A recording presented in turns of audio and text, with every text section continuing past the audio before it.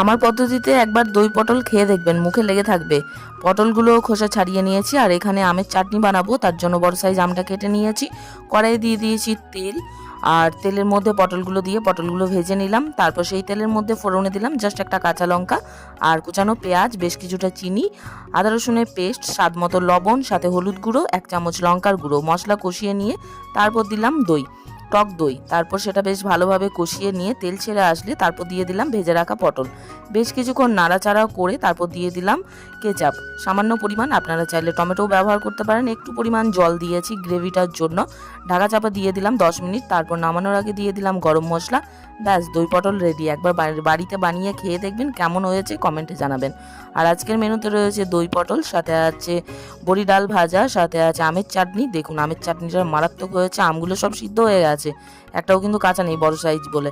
আর মুসুরির ডাল, আর সাথে আছে গরম গরম ভাত।